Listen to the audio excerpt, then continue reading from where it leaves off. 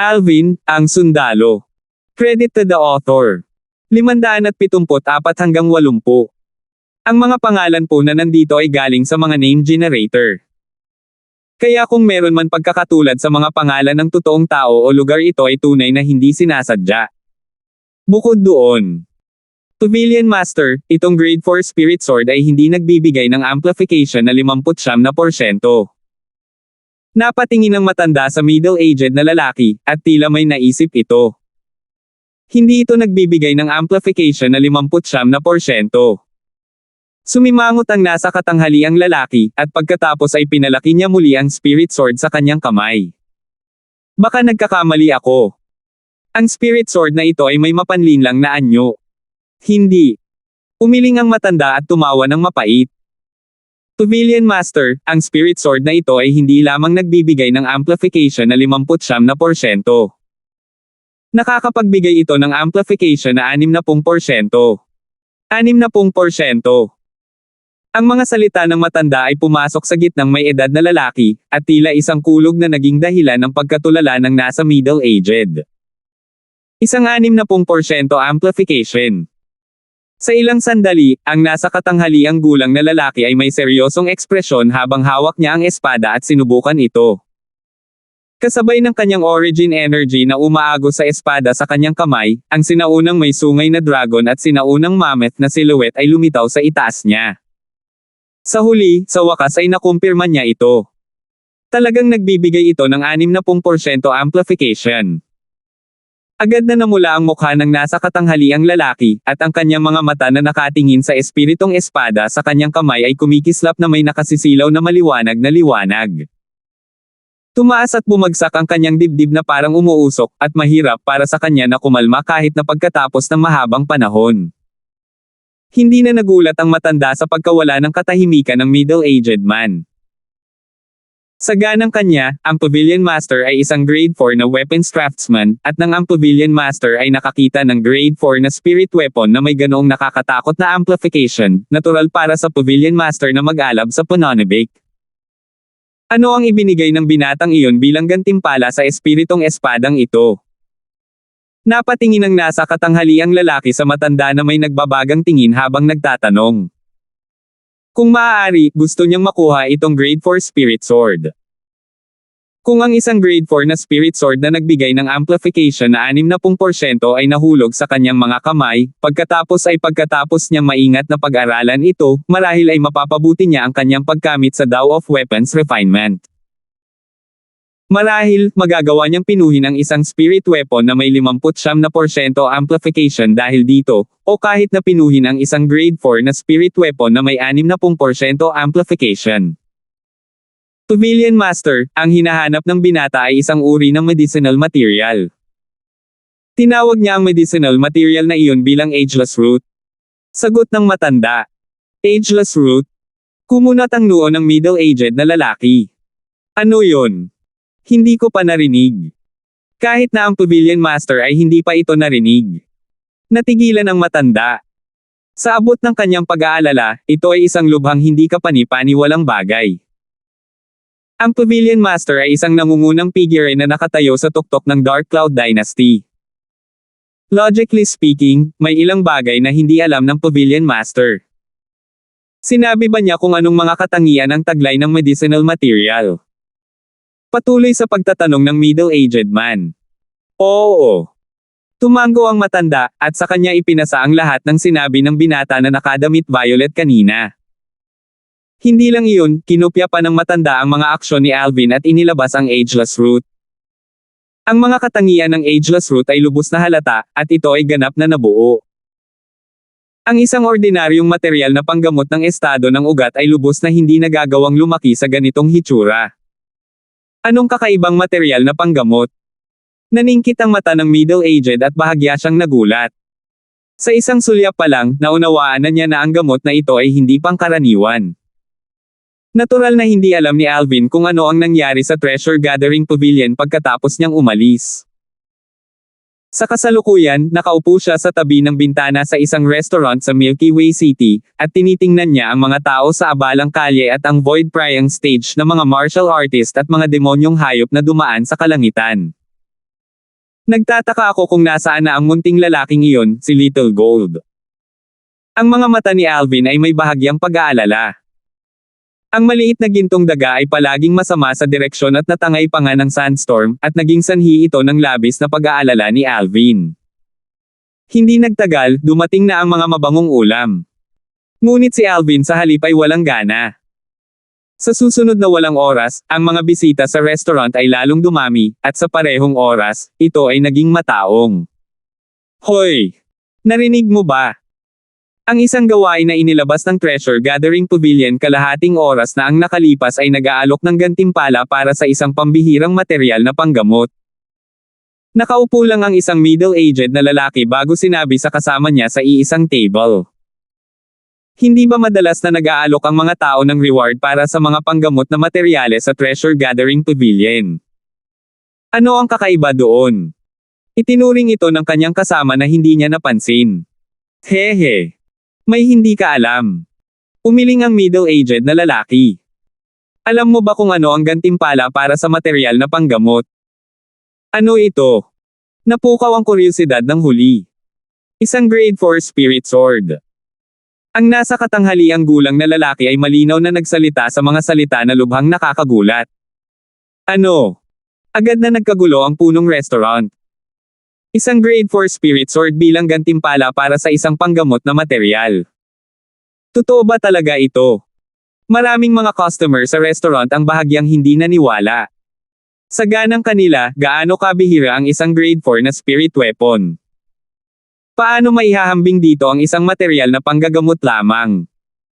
Kahit na ito ang pinakamahalagang materyal na panggamot na alam nila, ang halaga nito sa kanilang mga mata ay mas mababa sa grade 4 na spirit weapon. Kung lahat kayo ay hindi naniniwala sa akin, huwag mag-atubiling pumunta at tingnan ang pangunahing bulwagan sa unang palapag ng Treasure Gathering Pavilion pagkatapos ninyong kumain. Ang gawaing iyon ay kasalukuyang nakabitin sa pinakakitang bulletin board sa pangunahing bulwagan. Ang nasa katanghaliang gulang na lalaki ay agad na nalungkot nang makita niyang nagdududa sa kanya ang mga tao. Nang marinig nila ang middle-aged man, bahagyang naniwala sa kanya ang mga customer sa restaurant. Sino ang napaka-generous na gustong ipagpalit ang grade 4 spirit weapon para sa isang medicinal material? Pagkatapos kong kumain, tiyak na pupuntahan ko at tingnan kung anong medicinal material ang gusto niyang ipalit dito. Oo, kung mayroon tayong material na panggamot sa ating mga pag-aari, kikita tayo ng isang kapalaran. Tapusin mo na ang pagkain mo para tingnan natin. Maraming tao ang nagsimulang lumunok ng kanilang pagkain, at winalis nila ang pagkain sa kanilang mga mesa. Hehe. Magmadali kayong lahat. Kung mamaya kayo, malamang na may mambugbog sa inyo. Ang nasa katanghaliang gulang na lalaki ay tumawa nang makita niya ang eksenang ito, at nagsalita siya ng may pagnanais na pukawin ang gulo. Tama, nakalimutan kong sabihin sa inyong lahat ang isang bagay. Ang grade 4 spirit weapon sa Treasure Gathering Pavilion na ibinigay bilang reward ay grade 4 spirit weapon na kayang magbigay ng amplification na 60%. Katahimikan. Kasabay ng pagtatapos ng middle-aged man, ang loob ng restaurant ay ganap na nakamamatay na tahimik. Sabay-sabay na tinitigan ng maraming tingin ang middle-aged na lalaki. Pagkatapos ng maikling sandali, bumagsak, bumagsak, bumagsak, bumagsak, bumagsak. Isang alon ng mga tunog ng mga mangkok at mga plato na nahuhulog sa lupa at nabasag ang tunog. Ang ilan sa mga customer ay nataranta, at ang mga mangkok at plato sa kanilang mga kamay ay hindi sinasadyang nahulog. 60% amplification. Sigurado ka. Maya-maya, may humihingal at tumingin sa middle-aged na lalaki habang nagtatanong ito bilang kumpirmasyon. Sinabi ito ng Treasure Gathering Pavilion. Kung tungkol sa kredibilidad ng Treasure Gathering Pavilion, sa palagay ko ay malinaw na kayong lahat tungkol dito. Hindi sila kailanman nag-overstatement sa anumang bagay. Sabi ng middle-aged man. Moherf *** care. I'm not fucking eating anymore. Waiter, the bill. Kaagad, may mga taong nagbayad ng kanilang mga bayarin at umalis. Makalipas ang maikling sandali, 2 mesa na lang ng mga tao ang hindi umalis sa buong restaurant.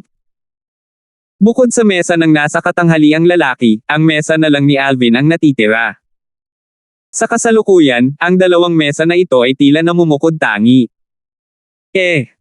Bahagyang nagulat ang nasa katanghaliang lalaki nang may makita siyang napaka-compose. Little brother, hindi ka sasali sa kasiyahan. Marahil ay nasa iyo ang mga gamot na iyon. Itinaas ni Alvin ang kanyang ulo at bahagyang ngumiti. Siguro. Pagkatapos magsalita ni Alvin, nagsimula siyang isawsaw ang sarili sa pagkain at pag-inom. Sumali sa saya. Kung alam nitong nasa katanghaliang gulang na lalaking ito na ang grade 4 na spirit sword ay inilagay niya sa treasure gathering pavilion, malamang na hindi ito sasabihin ng middle-aged na lalaki. Mukhang tama ang plano ko. Ang impluensya ng treasure gathering pavilion ay napakalaki. Sa palagay ko ay hindi magtatagal bago ang balita ng grade 4 spirit sword na nagbibigay ng amplification na 60% ay ibibigay kapalit ng ageless root ay kakalat ng napakalayo. Pagkatapos kumain, binayaran ni Alvin ang kanyang bill at umalis bago naghanap ng matutuluyan. Pagkalipas ng 3 buwan, kahit na may kahihinatnan, kailangan kong umalis sa Dark Cloud Dynasty at bumalik sa Darkstone Empire. Kung hindi, natatakot akong hindi ako makakapasok sa Young Genius Competition ng Darkstone Empire. Napaisip si Alvin pagkatapos niyang makahanap ng matutuluyan. Ipinikit ni Alvin ang kanyang mga mata at pinagpahinga ang kanyang isip pagkatapos na humiga sa bath barrel na may singaw na umaagos mula rito. Sana nakabalik na ang Little Gold sa Darkstone Empire. Naisip ni Alvin sa kanyang puso. Lagi niyang hindi mapigil ang mag-alala tungkol sa maliit na gintong daga sa kanyang puso. Kahit na ang maliit na gintong daga ay isang demonyong hayop na sinusundan ng kanyang tagiliran pagkatapos ng Little Black at Little White, sa loob ng ilang taon na ito, Little Black at Little White ay wala sa kanyang tabi, at ito ay palaging Little Gold na sinusundan ng kanyang tabi. Matagal na siyang may malalim na damdamin sa Little Gold, at kinuha niya ang Little Gold para maging mahal sa kanyang puso. Pagkatapos niyang maligo, nagpalit si Alvin ng isang set ng tuyong damit bago umupo ng naka-cross-legged sa kama, nagbabalak na magtanim. Pagkatapos niyang uminom ng Void Strength Enning Pill, ipinikit ni Alvin ang kanyang mga mata at nagsimulang magtanim. 9 Dragon's War Sovereign Technique, Lightning Worm Form. Sa panahong ito, binalak ni Alvin na manatili sa Milky Way City at hindi na lumabas. Una, gusto niyang tahimik na maglinang. Pangalawa, nag-aalala siya na ang Little Gold ay lilito sa Milky Way City. Masyadong magulo ang Milky Way City. Sa loob ng ilang araw na ito, nilaybot ni Alvin ang Milky Way City at nakita niya ang maraming martial artist na nawawala ng buhay. Sa Milky Way City, ang kahulugan ng batas ng gubat ay ipinaliwanag ng lubos. Lumipas ang 2 buwan. Sumailalim si Alvin sa huling tagumpay. Hanggat naniningil siya sa pamamagitan ng bottleneck, magagawa niyang maabot ang ika-6 na antas ng Void Prying Stage sa isang pagkakataon. Sa pagkakataong ito, gumugol si Alvin ng 3 araw at 3 gabi bago tuluyang maayos na nakalusot. Whoosh! Ang origin energy sa katawan ni Alvin ay lumundag at umungal. Swoosh!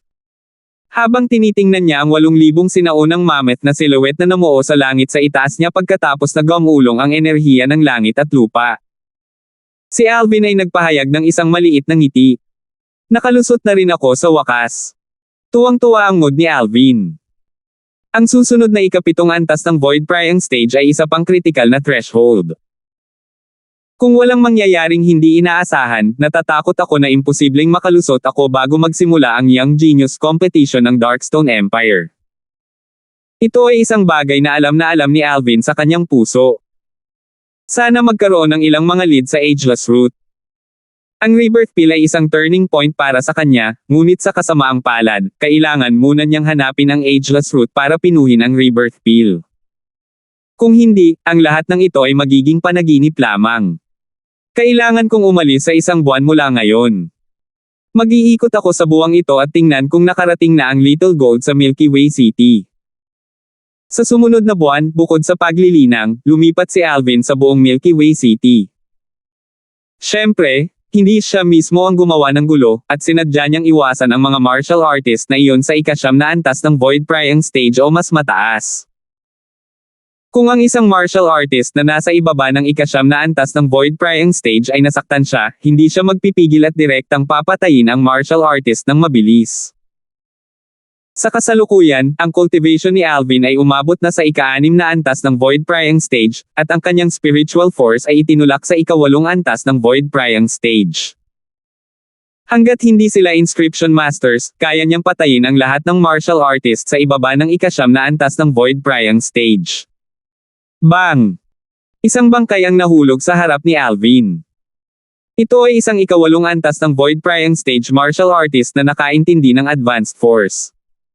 575. Pagkatapos na masira ang aking espiritual na lakas, sapat na ang illusory space na ginawa ng 1,000 illusions para baliwalain ang advanced force. Napaisip si Alvin sa kanyang puso habang tinitingnan ang bangkay na nahulog sa kanyang paanan, at bahagya siyang natuwa. Ngayon, kahit nakalabanan ko si Lizardo, hindi ako matatakot sa kanyang advanced sword force. Kumikislap ang mga mata ni Alvin habang iniisip niya ang sarili. Kasunod nito, tumalikod si Alvin at umalis, iniwan ang nakapaligid na karamihan ng mga martial artist ng Void Prying Stage na tumingin kay Alvin ng may takot. Mukhang nasa edad 25 ang batang ito, ngunit ang lakas niya ay talagang nakakatakot. Sa kanyang likas na talento at lakas, hindi siya dapat maging isang taong walang reputasyon sa Dark Cloud Dynasty. Nagbulungan ang mga tao sa paligid sa diskusyon. Nakasimangot si Alvin na nakakailang hakbang pa lang, at pagkatapos ay tumingin siya sa langit na parang may napansin siya. Matapos niyang mapansin na walang tao sa itaas sa kalangitan, nakahinga ng maluwag si Alvin at nagpatuloy sa pasulong. Pagkaalis ni Alvin, isang matangkad na figure ang lumitaw mula sa likod ng mga ulap at umambon sa itaas ng kalangitan. Ang batang ito ay may matinding intuition. Sa totoo lang halos napansin niya ako. Ang matangkad na figure ay isang nasa katanghaliang gulang na lalaki na ngayon ay may nagulat na ekspresyon. Kahit isang martial artist sa ika-8 antas ng Void Prying Stage na nakakaunawa sa advanced force ay namatay sa kanyang mga kamay. Ang pagkakaroon ng ganoong lakas sa edad na tulad niya ay talagang mahirap makuha. Tumaas ang kilay ng middle-aged na lalaki. Gayunpaman iniisip ko kung sino sa mga batang henyo ang nagtataglay ng pinakadakilang reputasyon sa Dark Cloud Dynasty siya. Isang buwan ng oras ang lumipas ng napakabilis. Sa buwang ito, kahit na sinadya ni Alvin na tumingin sa paligid para sa maliit na gintong daga, ngunit bumalik siya na walang dala. Mukhang hindi dumating ang Little Gold sa Milky Way City. Doon, si Alvin na lumabas ng inay umiling at bumantong hininga. Ngayon, maaasahan ko lang na nakabalik na ang Little Gold sa Imperial City ng Darkstone Empire. Naglakad si Alvin patungo sa Treasure Gathering Pavilion habang nag-aalala siya sa maliit na gintong mouse. Pagkarating niya sa Treasure Gathering Pavilion, medyo nabalisa si Alvin. Nagtataka ako kung mayroong anumang mga lead sa Ageless Root. Huminga ng malalim si Alvin at naglakad papunta sa Treasure Gathering Pavilion. Pagkatapos niyang pumasok sa Treasure Gathering Pavilion, nakita ni Alvin ang gawain na nakasabit sa bulletin board sa pangunahing bulwagan, at may kahit isang larawan dito na may nakaguhit na Ageless Root. Huminga ng hangin si Alvin, at lumitaw ang isang mapait na ngiti sa mga sulok ng kanyang bibig. Babalik siya na walang dala sa wakas. Malinaw niyang alam sa kanyang puso na kung may nakatagpo ng Ageless Root, tiyak na matagal nang tinanggal ang kanyang gawain. Ang gawaing nakabitin pa doon ay nangangahulugan na sa loob ng 3 buwang ito, walang nakatagpo ng Ageless Root. Panauhin. Hindi nagtagal, isang attendant ang lumipat para batiin siya. Kinilala ni Alvin na ang attendant na ito ang mismong attendant na nagdala sa kanya sa ika-3 palapag para ilabas ang gawain 3 buwan na ang nakakaraan. Dalhin mo ako sa senior na yan. Gusto kong tanggalin ang reward ko. Kinausap ni Alvin ang attendant sa pamamagitan ng voice transmission. Tumango ang attendant at magalang na pinamunuan ang daan. Mula noong 3 buwan, pagkatapos niyang masaksihan ang lakas ng Spirit Sword na inilagay ni Alvin sa Treasure Gathering Pavilion, alam niya na ang pagkakakilanlan ni Alvin ay pambihira. Kung hindi, paano siya magkakaroon ng ganoong langit na lumalaban sa Grade 4 Spirit Sword? Sa ika-3 antas ng Treasure Gathering Pavilion, muling nakilala ni Alvin ang matandang iyon. Senior. Tumingin si Alvin sa matanda. Balak mong tanggalin ang reward task. Hindi maiwasan ng matanda na matigilan nang makita niyang inilabas ni Alvin ang kalahati ng sirang jade ornament. Oo. Tumango si Alvin. Malamang imposibleng mahanap ang bagay na gusto ko sa maikling panahon. Balak kong mag-isip ng paraan sa hinaharap. Kasunod nito, nakita ni Alvin sa kanyang pagkabigla na ang matandang lalaki ay sumulyap sa kalapit na attendant, at ang attendant ay umalis ng matino. Senior. Nagpakita si Alvin ng isang naguguluhang ekspresyon. Binata, sinabi ng ating pavilion master na basta't pumunta ka upang alisin ang gawaing gantimpala, kung gayon dapat kitang dalhin upang makita siya. Mangyaring sumunod sa akin. Umalis ang matanda sa counter at tinawag si Alvin bago umalis. Pavilion master. Tumaas ang kilay ni Alvin. Dahil ba sa grade 4 na spirit sword na iyon? Mabilis na nahulaan ni Alvin ang dahilan. Nang maisip niya ang reputasyon ng Treasure Gathering Pavilion, hindi nag-alala si Alvin na ang Pavilion Master ng Treasure Gathering Pavilion ay gagawin ang lahat sa kanya. Sumunod si Alvin sa likod ng matanda upang umakyat sa hagdanan. Senior, bakit gusto akong makita ng Pavilion Master? Nagtataka na tanong ni Alvin. Young man, I'll be honest with you. Gusto kang makita ng Pavilion Master dahil interesado siya sa Grade 4 Spirit Sword na inilagay mo sa Treasure Gathering Pavilion natin. Diretsong nagsalita ang matanda. Tulad ng inaasahan. Napaisip si Alvin sa kanyang puso bago sinabi.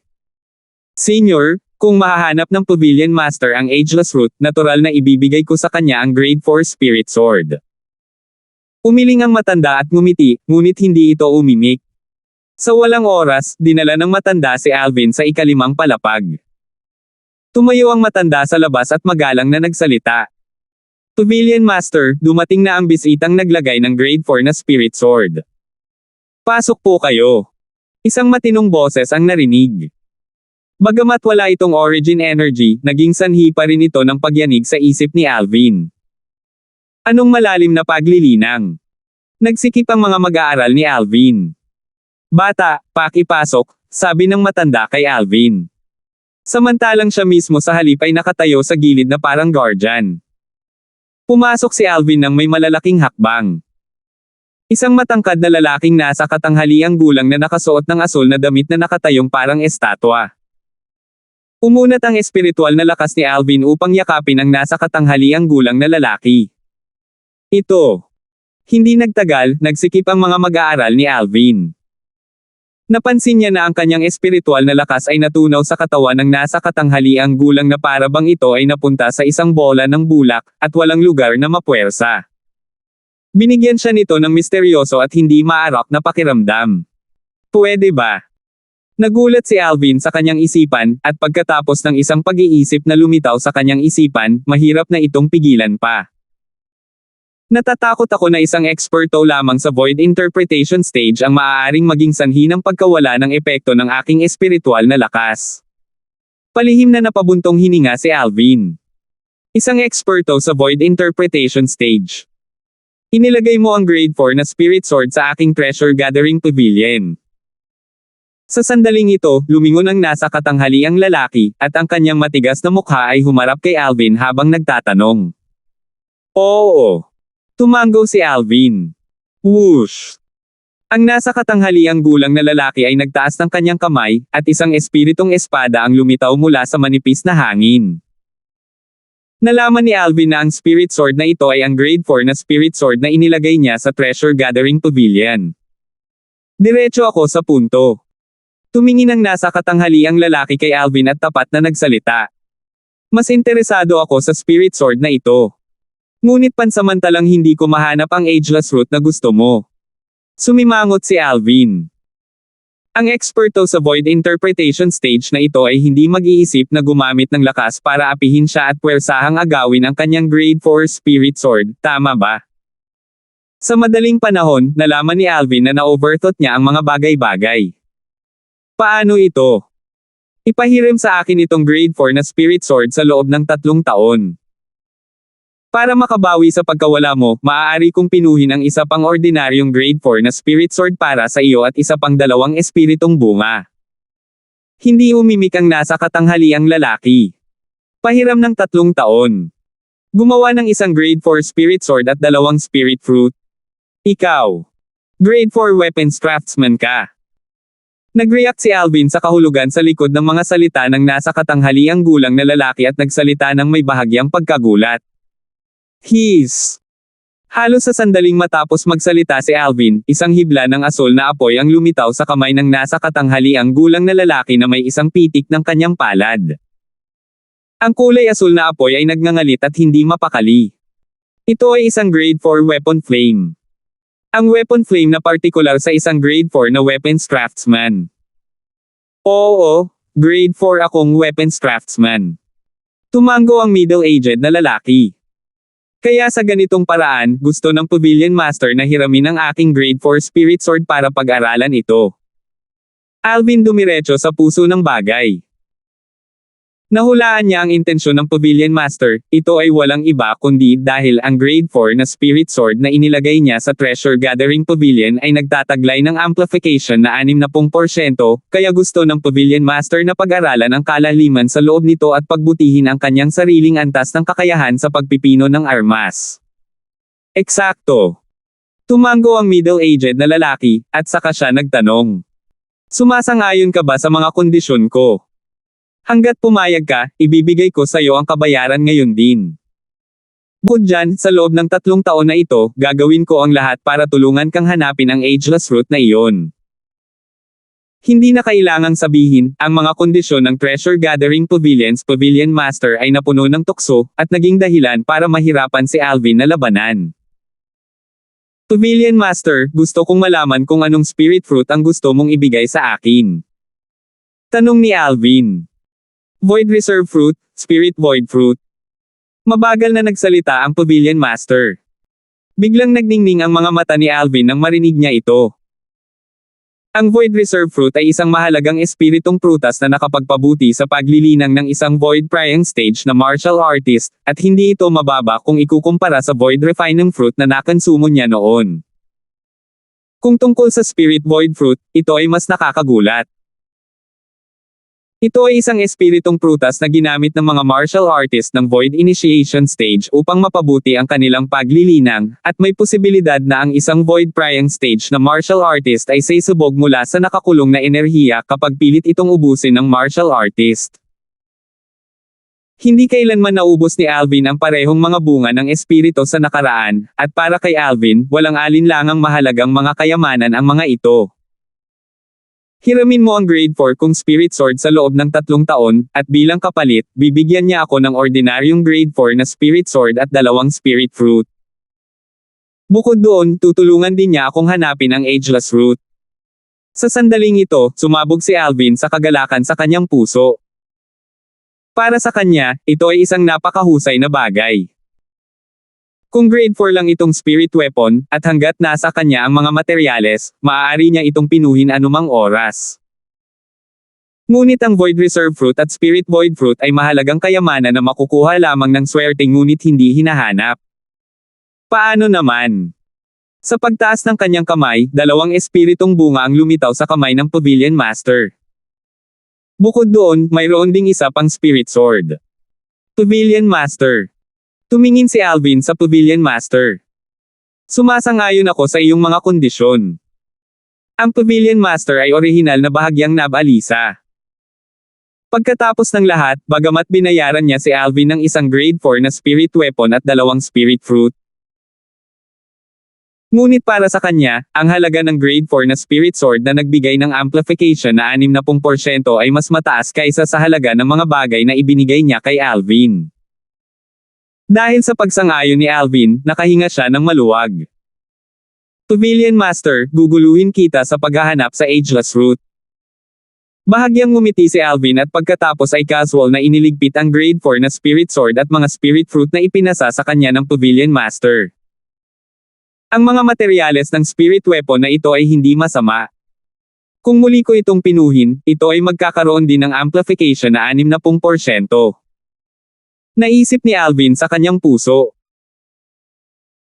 Para sa kanya, ang grade 4 na spirit sword na ibinayad sa kanya ng Pavilion Master ay kailangan lang niyang gumugol ng 2 oras bago ito mag-transform sa isang spirit weapon na nasa pinakamataas na grade sa gitna ng pinakamataas na grade. Sa oras na iyon, ang halaga ng Spirit Sword na ito ay hindi magiging mas mababa sa Grade 4 na Spirit Sword na pinino niya kanina at nasa kamay ng Pavilion Master. Masasabing hindi lamang siya nakaranas ng anumang pagkalugi, gumamit pa siya ng maikling 2 oras upang makakuha ng 2 bunga ng espiritu. Pinakamahalaga, sa tulong nitong Pavilion Master ng Milky Way Cities Treasure Gathering Pavilion na ito sa paghahanap para sa Ageless Root, ang kahusayan ng paghahanap ay walang alinlangan na tataas ng malaki. Kapag sinabi at tapos na ang lahat, sa pagkakataong ito, gumawa siya ng isang kapalaran. 576. Huwag kang mag-alala, bagamat hindi ako nangangahas na garantiya na mahahanap ko ang Ageless Root, susubukan ko ang aking makakaya. Nangako kay Alvin ang Pavilion Master ng Treasure Gathering Pavilion. Salamat, Pavilion Master. Nagmamadaling nagpasalamat si Alvin sa kanya. Sa lahat ng iba't ibang dynasties, maituturing akong may mahusay na kaalaman, ngunit hindi ko pa narinig ang Ageless Root na hinahanap mo. Ang Pavilion Master ay tumingin kay Alvin na may nagbabagang tingin. Nagtataka ako kung maginhawa para sa iyo na sabihin sa akin kung anong uri ng panggamot na material ang Ageless Root at ano ang silbi nito. Oo naman. Bahagyang ngumiti si Alvin at casual na sinabi, ang Ageless Root ay isang panggamot na material na bahagyang katulad ng matalim na kuko ng phoenix mula sa mga alamat. Bagamat ito ay isang panggamot na material, ang Ageless Root ay sa halip ay magagamit bilang isang material sa pagpipino ng armas. Material sa pagpipino ng armas. Nagsikip ang mga mag-aaral ng Pavilion Master. Oo. Tumango si Alvin. May kilala akong Grade 3 Weapons Craftsman. Nagagamit niya itong Ageless Root bilang pangunahing material para pinuhin ang isang Grade 3 Spirit Weapon. Grade 3 Armas Craftsman. Grade 3 Spirit Weapon. Ang mga alon ng pagkabigla ay lumitaw sa kalmadong mukha ng Pavilion Master. Ikaw. May kilala kang Grade 3 Weapons Craftsman. Naging nagmamadali ang paghinga ng Pavilion Master. Siya ay isang Grade 4 na Weapons Craftsman, at sa buong Dark Cloud Dynasty o iba't ibang dynasties, siya ay isang pag-iral na nakatayo sa tuktok ng Tao of Weapons Refinement. Ang hitsura ng isang Grade 3 Weapons Craftsman sa iba't ibang dynasties ay hindi pa naririnig. Para sa mga tao ng iba't ibang dynasties, ang isang Grade 3 Weapons Craftsman ay isang pagkakaroon ng alamat na malayo sa kanila. Kumbaga, umiral ang Weapons Craftsman sa Grade 3 sa itaas sa misteryoso at hindi maarak na mga dayuhang lupain. Ngunit sa iba't ibang dinastiya, kakaunti ang umalis sa mga banyagang lupain at bumalik. Kaya't sa mga tao ng iba't ibang dinastiya, ang isang armas craftsman sa ika-3 baitang o mas mataas ay isang napakahiwagang pag-iral. Bilang Grade 4 na Weapons Craftsman, lahat sila ay napuno ng pananabik na maging Grade 3 na Weapons Craftsman, at ang Pavilion Master ay walang exception. Pavilion Master, ang Grade 4 Spirit Sword na nasa iyong mga kamay ay pinino ng Grade 3 na Weapons Craftsman na iyon, sabi ni Alvin. Bagamat ang lahat ng ito ay casual na ginawa ni Alvin, nagsalita siya ng nakakumbinsi, at naging dahilan ito upang lubos na maniwala sa kanya ang Pavilion Master.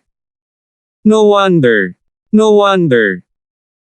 I was wondering how could an Grade 4 spirit weapon that provide an amplification of 60% possible appear in the Dark Cloud Dynasty. So it turns out that it is from a Grade 3 Weapons Craftsman Senior. Napabuntong hininga ang Pavilion Master, at ang titig na binaril niya kay Alvin ay ganap na iba. Kung sinabing hindi niya talaga sineseryoso ang binatang ito noong nakaraan, ngayon, sa halip ay kunin niya ang binata na ito bilang isang pag-iral na kapantay niya, at hindi siya nang ahas na maging discourteous sa binata kahit kaunti. Dahil lang ito ay isang binata na nakakaalam ng isang Grade 3 Weapons Craftsman. Saganang kanya, dahil ang binatang ito ay nakapagpino ng sandata para sa kanya sa Grade 3 na Weapons Craftsman, kung gayon ang binatang ito ay tiyak na may malalim na relasyon sa Weapons Craftsman. Little brother, ano ang relasyon mo at ng Grade 3 Weapons Craftsman? Ang Pavilion Master ay tumingin kay Alvin at nagtanong na may bahagyang pananabik. Siya ang aking guro. Diretsyong nagsalita si Alvin. Master. Little brother, So you're that senior's disciple, kanina pa ako naging impolite. Palihim na napabuntong hininga ang Pavilion Master, at muli siyang nagsalita ng may seryosong tono. Ang taong nakatayo sa harapan niya ay ang disipulo ng isang grade 3 na weapons craftsman. Pavilion Master, huwag mo nang banggitin. Bahagyang ngumiti si Alvin. Ang napakalaking pagbabago ng ugali ng Pavilion Master bago siya ay hindi nakakagulat kay Alvin. Ang isang grade 3 weapons craftsman ay sapat na upang gumawa ng maraming mga pag-iisip sa isip ng Pavilion Master. Little brother, tinatawag akong Marvin. Bukod sa pagiging Pavilion Master ng Treasure Gathering Pavilion sa Milky Way City ng Dark Cloud Dynasty, ako rin ang Vice Guild Master ng Weapons Craftsman Guild ng Dark Cloud Dynasty's main guild. Ang Pavilion Master, Marvin, ay tumingin kay Alvin. Pwede ko bang malaman ang pangalan mo, little brother? Lihim na nabigla si Alvin sa kanyang puso nang marinig niya si Marvin. Hindi niya inaasahan na bukod sa pagiging Pavilion Master ng Treasure Gathering Pavilion na ito, si Marvin ay may isa pang iginagalang na pagkakakilanlan. Pavilion Master, tinatawag akong Alvin. Nagpakilala si Alvin. Alvin. Isang maliit na pagtataka ang bumungad sa mga mata ni Marvin. Hindi pa niya narinig ang pangalang ito. Hindi kaya siya galing sa Dark Cloud Dynasty. Naisip ni Marvin sa kanyang puso. Kung hindi, sa nakakagulat na lakas ng taong ito, lohikal na imposible para sa kanya na maging isang taong hindi kilala. Paano kung Kuya Alvin ang tawag ko sa'yo? Bahagyang ngumiti si Marvin habang nagtatanong. Na-overwhelm ako sa pabor ng Pavilion Master na tawagan ako ng ganyan. Ngumiti si Alvin. Kuya Alvin, maaari ko bang malaman kung nasaan ang iyong guro? Kung maaari, sana ay mabisita ko siya ng personal. Matapos niyang malaman na si Alvin ay disipulo ng isang grade 3 na weapons craftsman, si Marvin ay naging mas magalang kay Alvin. Pavilion Master, I'm afraid that's not possible. That master of mine usually don't like to meet unfamiliar people. Siyempre, kung mahahanap ng Pavilion Master ang ageless root na iyon, baka maging masaya ang master ko at willing na makipagkita sa Pavilion Master. Umiling si Alvin, at pagkatapos ay nagdagdag siya ng dagdag na pangungusap sa dulo. Ang dahilan kung bakit idinagdag ni Alvin ang mga salitang ito ay natural dahil gusto niyang gawin ni Marvin ang kanyang makakaya upang mahanap ang ageless root. Gaya ng inaasahan, pagkatapos niyang marinig ang mga salita ni Alvin, nagliwanag ang mga mata ni Marvin at nagkaroon siya ng seryosong ekspresyon. Huwag kang mag-alala Kuya Alvin, tiyak na gagawin ko ang lahat para mahanap ang ageless root. Si Marvin ay mayroon ng plano sa kanyang puso. Gagamitin niya ang kanyang napakalaking network ng mga relasyon upang mahanap ang ageless root na iyon. Para lang matugunan ang grade 3 na weapons craftsman na iyon at maayos na humingi ng gabay. Kung gayon, aabalahin ko pa si Pavilion Master. Pavilion Master, mamaya na at aalis na ako. Nagpaalam si Alvin kay Marvin bago umalis sa ikalimang palapag at umalis sa Treasure Gathering Pavilion. Ang aking mga natamo sa pagkakataong ito ay hindi masama. Pagkatapos niyang umalis sa Treasure Gathering Pavilion at lumabas ng Milky Way City, isang masayang ngiti ang sumilay sa mukha ni Alvin na nakaupo sa likod ng ikapitong antas ng Void Prying Stage na demonyong hayop at umalis. Sa pagtaas ng kanyang kamay, isang ganap na kumikinang at naaninag na espiritong prutas ang lumitaw sa kanyang kamay. Ito ay tiyak na ang Void Reserve Fruit. Isang espiritong prutas na maihahambing sa isang Void Refining Fruit. Noong si Alvin ay nasa Dragon at Phoenix Academy ng Azure Forest Imperial Kingdom, napunta si Alvin sa Blackwind Ridge sa unang karanasan sa misyon na lipulin ang mga bandido, at nakuha niya ang karagdagang reward na Void Refining Fruit sa oras na iyon. Pagkatapos niyang ubusin ang Void Refining Fruit, ang kanyang lakas ay mabilis na bumuti.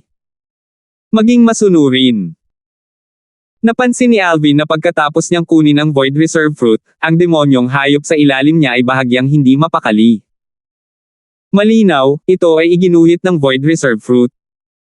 Nilunok ni Alvin ang Void Reserve Fruit sa ilang kagat, at pagkatapos ay uminom siya ng Void Strength Eneng Pill bago pumikit at nagsimulang magtanim.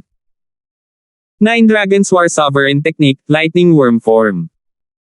Pagkatapos niyang ubusin ang Void Reserve Fruit, ang origin energy sa katawan ni Alvin ay malawak at makapangyarihan, at hindi nagtagal bago ito dumating sa breakthrough point. Ang huling pagsingil sa ikapitong antas ng Void Priang Stage ay nakumpleto pagkalipas ng 10 araw. Bang! Sa loob ng mahihirap na meridian sa katawan ni Alvin, bumulwak ang kanyang malawak na origin energy at madaling na-charge sa huling bottleneck. Kasabay nito, isang napakalaking pagbabago ang naganap sa origin energy ni Alvin. Nakalusot ako. Biglang iminulat ni Alvin ang kanyang mga mata habang ang isang maliwanag na ilaw ay kumislap sa loob, at bahagyang kasiyahan ang lumitaw sa kanyang mukha. Huminga ng malalim si Alvin bago bahagyang kinuyam ang kanyang mga kamao. Pinunasan ng origin energy ang kanyang mga kamao at nagngangalit sa ibabaw nito. Kasabay nito, isang napakalaking parang buhay na silhouette ang nakapulupot mula sa langit sa itaas niya. Ito ay tiyak na isang sinaunang Horned Dragon silhouette. Ang cultivation ni Alvin ay sa wakas ay nakapasok na sa ikapitong antas ng Void Priang Stage. Wala pa ring natitira sa lakas na nakapagpapagaling ng Void Reserve Fruit na iyon. Kailangan ko pang umasa sa aking sarili para sa aking paglilinang sa hinaharap. Napaisip si Alvin sa kanyang sarili. Para sa iba pang Spirit Void Fruit na ibinigay sa akin ni Pavilion Master Siang, maaari ko lang itong ubusin pagkatapos kong makapasok sa unang antas ng Void Initiation Stage. Kung hindi, ito ay magiging masyadong mapanganib. Sa kasalukuyan, ang paglilinang ni Lizardo ay malamang na umabot na sa ikapitong antas ng Void Priang Stage. Para kay Lucius at sa iba pa, ito ay malamang na mas mababa. Hindi alam, naisip na naman ni Alvin si Lizardo at ang iba pa. The changes in me after going out this time is probably enough to shock them, right? Isang napakatalino ng ngiti ang ipinakita ni Alvin. Sa hindi inaasahang pagkakataon, napigilan ang ngiti sa mukha ni Alvin. Little Gold. Nasaan ka ba ngayon? Hindi maiwasan ni Alvin na makaramdam ng pag-aalala nang maisip niya ang maliit na gintong daga.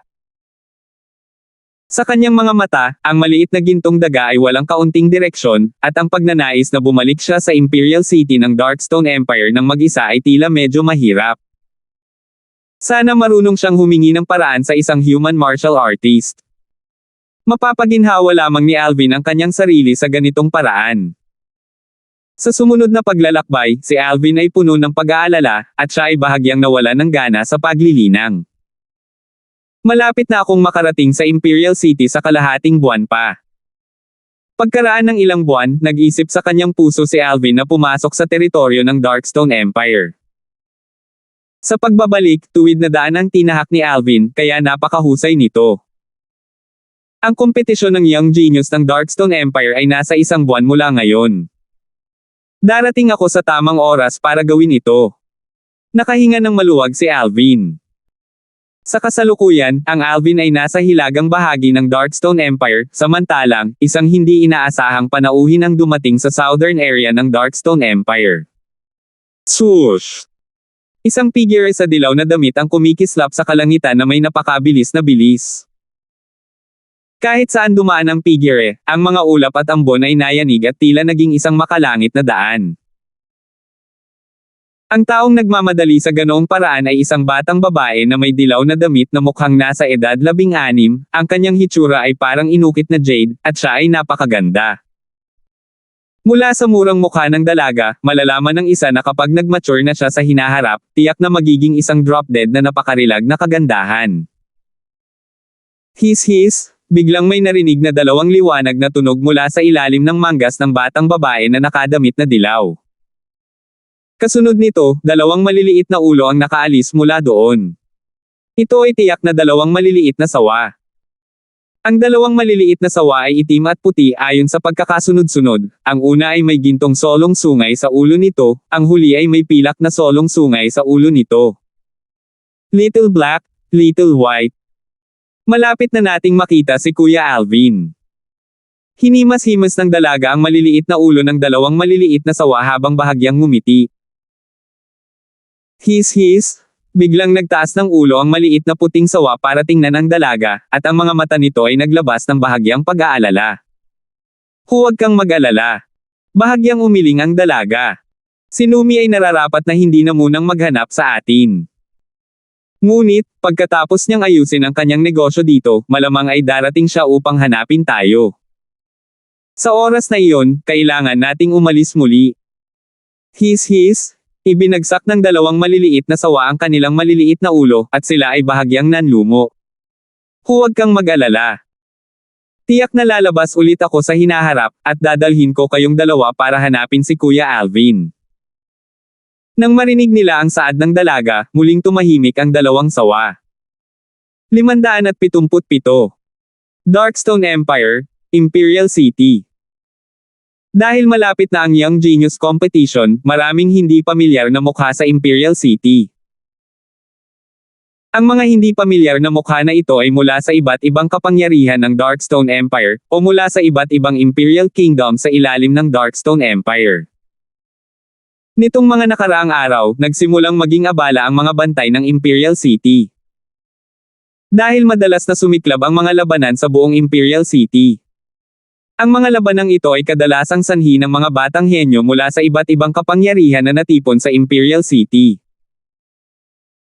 Ang bawat isang batang henyo na maaaring pumunta sa Imperial City upang lumahok sa Young Genius Competition ay isang mapagmataas na anak ng langit na may labis na pagmamataas, at walang sinuman ang kumbinsido sa supremacy ng iba.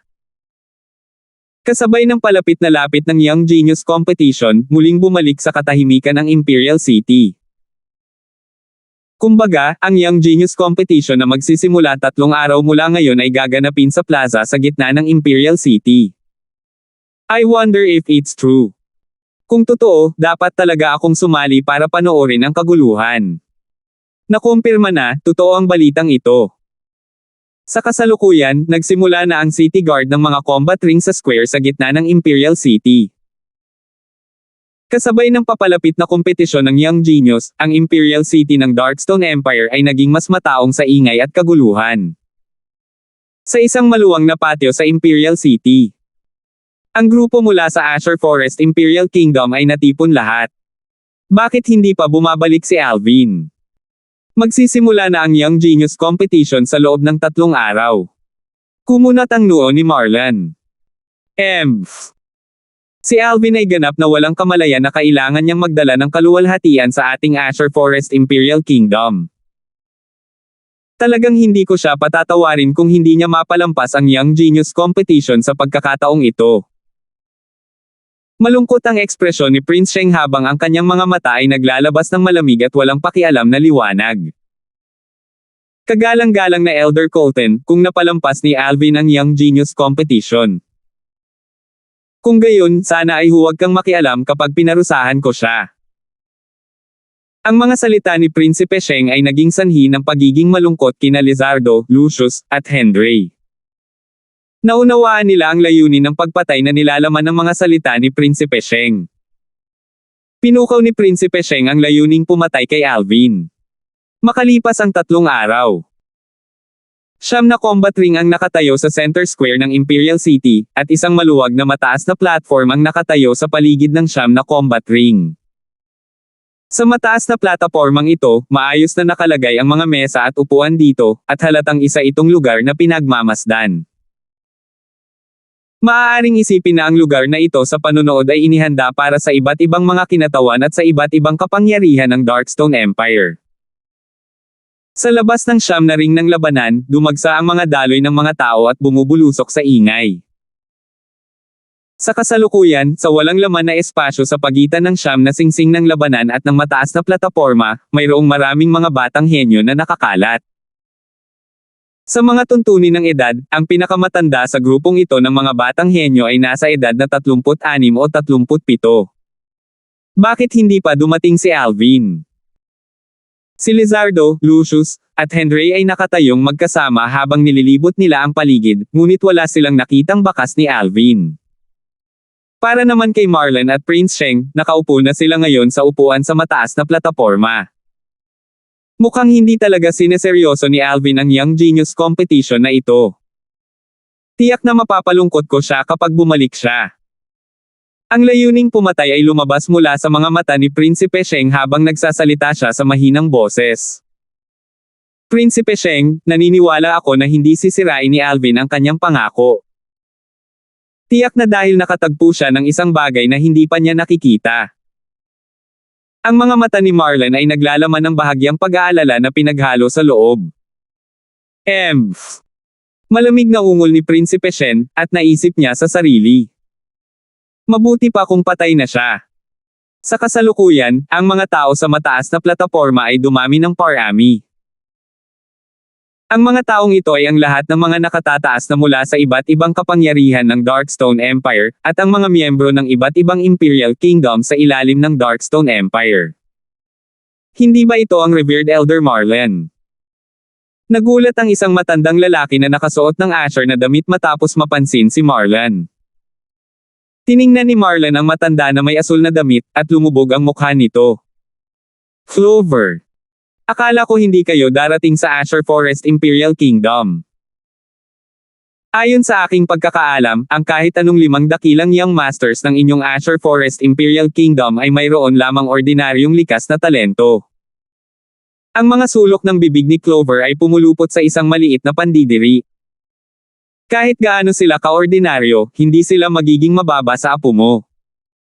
Nagsalita si Marlon nang walang pakialam. Marlon, ikaw. Ang mga salita ni Marlon ay naging sanhi ng galit ni Clover, at ang origin energy sa kanyang katawan ay lumundag nang bigla niyang gustong umatake. Kagalang-galang na Elder Wei. Pinigilan ng nasa katanghaliang gulang na lalaking nakatayo sa tabi ni Clover ang matanda, at pinaalalahanan niya. Ito ang Imperial City ng Darkstone Empire.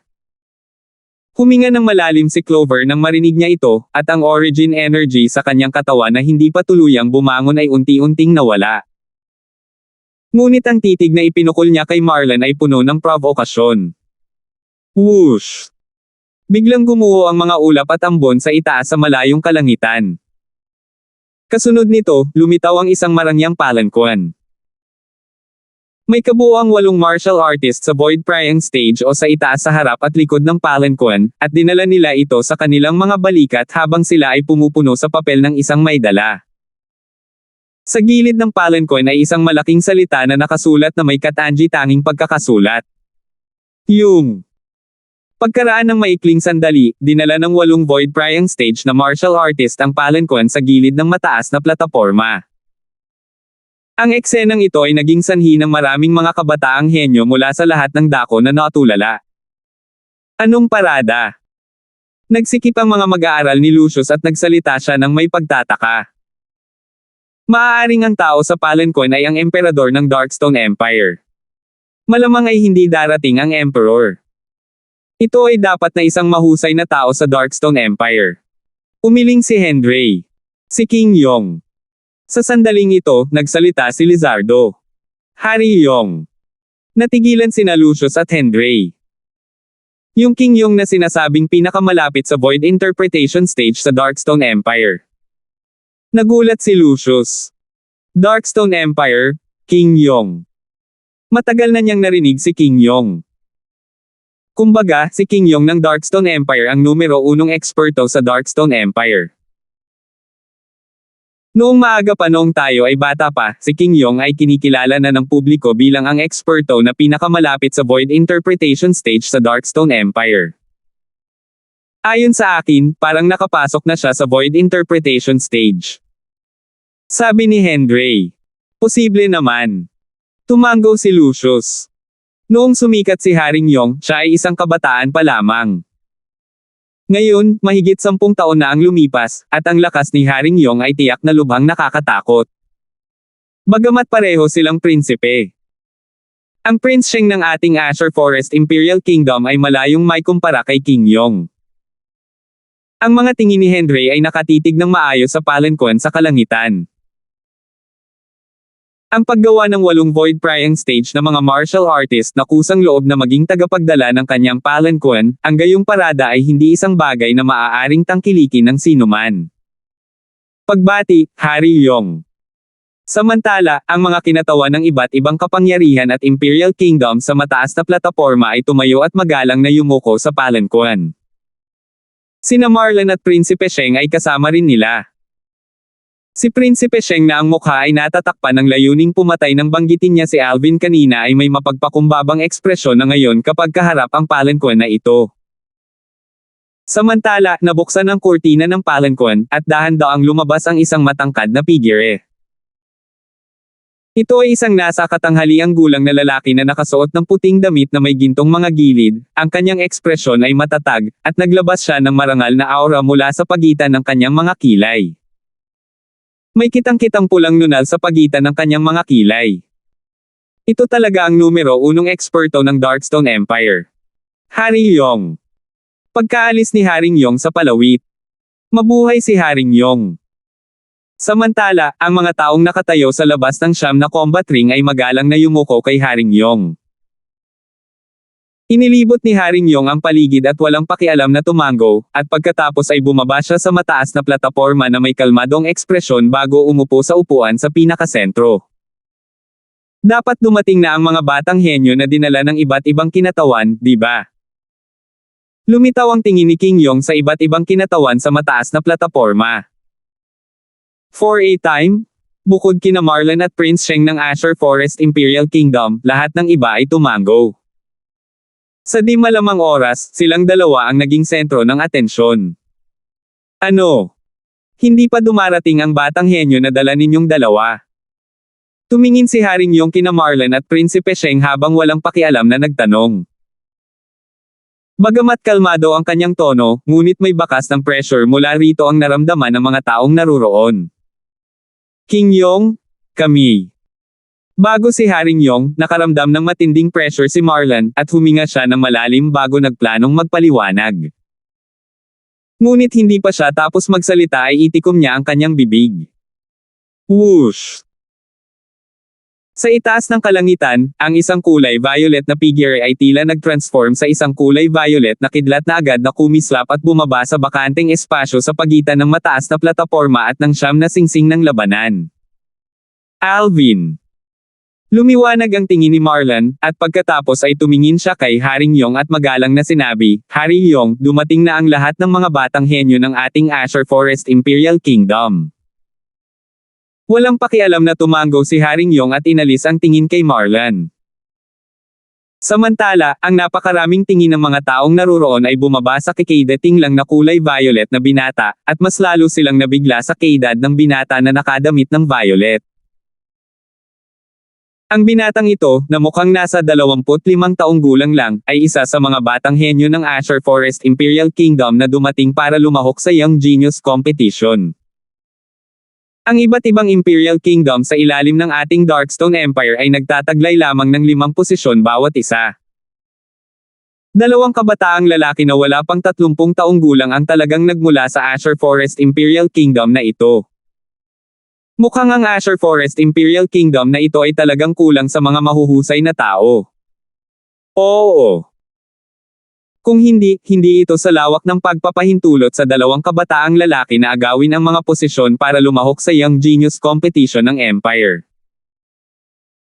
Hindi mahalaga kung ang mga kinatawan ng iba't ibang kapangyarihan at Imperial Kingdom sa mataas na plataporma, o ang mga tao sa malayo na nanunood ng palabas, lahat sila ay animated na nag-uusap ngayon.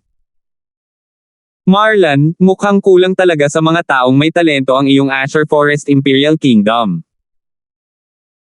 Ayon sa aking kaalaman, sino man sa 5 dakilang Young Masters ng iyong Azure Forest Imperial Kingdom ay mukhang 30 taong gulang na, tama. Ang Azure Cloud Oldman na nakipag-away kanina kay Marlon ay nagsalita na may nakakatuwang ngiti. Clover, magsalita ka pagkatapos na talunin ng mga batang henyo ng iyong Belarus Imperial Kingdom silang dalawa. Ngayon, itikom mo ang iyong mabahong bibig. Napakapertong sagot ni Marlon. Mukhang sobrang confident mo sa kanilang dalawa. Malamig na bumantong hininga si Clover, at ang paghamak ay naghalo sa pagitan ng kanyang mga kilay. 2 maliliit na bata na wala pang 30 taong gulang. Sa abot ng kanyang pag-aalala, ang dalawa sa kanila ay hindi nakapagbigay ng anumang banta sa mga batang henyo ng Belarus Imperial Kingdom. Alvin, bakit ngayon ka lang dumating? Tumingin si Lucius sa binata na nakadamit ng violet na kabababa lang sa kanyang tabi, at nagtataka siyang nagtanong. Nakatagpo ako ng ilang bagay na dapat harapin sa daan at naantala. Ang binata na nakadamit ng violet ay si Alvin, na pagod na sa kanyang paglalakbay. Sa orihinal, ayon sa mga pagtatansya ni Alvin, dapat ay nakabalik na siya sa Imperial City ng Darkstone Empire ilang araw na ang nakalipas. Gayunpaman, sa halip ay naantala siya ng isang bagay sa daan. 7 araw na ang nakalipas, nang dumating si Alvin sa mga bundok sa hilagang bahagi ng Darkstone Empire, hindi niya inaasahang napansin niya ang dalawang demonyong hayop sa ika-9 na antas ng Void Prying Stage na nakikipaglaban sa isa't isa sa kanilang pusong nilalaman. Noong una ay inakala niya na ang dalawang demonyong hayop ay nakikipaglaban para sa ilang kayamanan. Kaya, pinatay silang dalawa ni Alvin nang lumaban sila hanggang sa pagod, at pagkatapos ay nagsimula siyang maghanap sa paligid.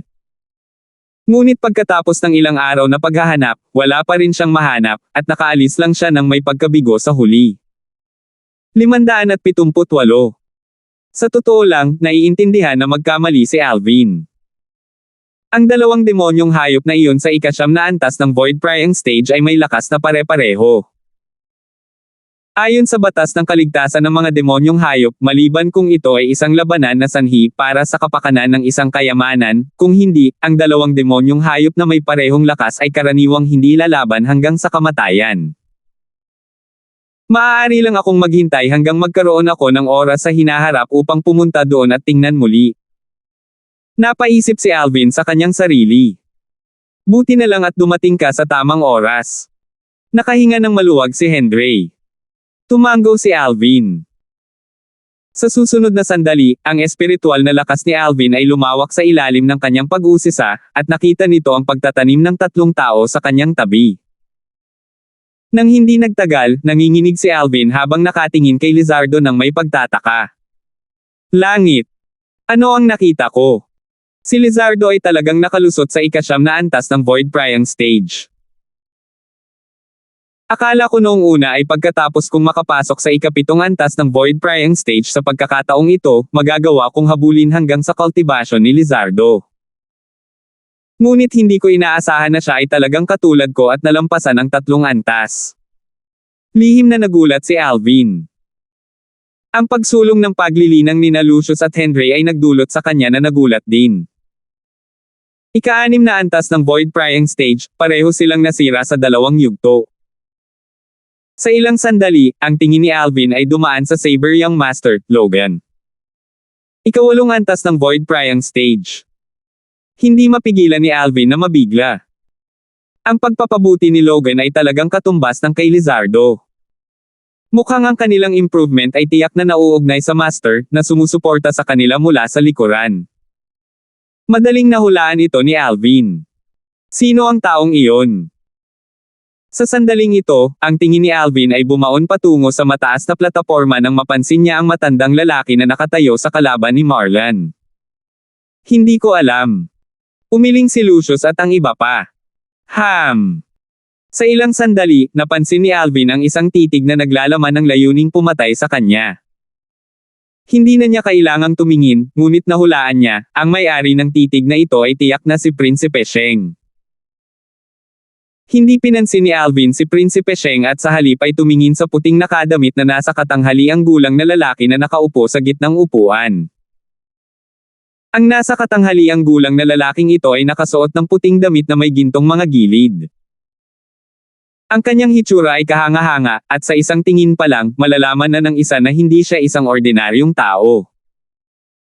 Lalo na ang pulang nunal sa pagitan ng kanyang mga kilay na tila sinalakay ng dugo, naging sanhi pa ito nang hindi niya magawang kalimutan.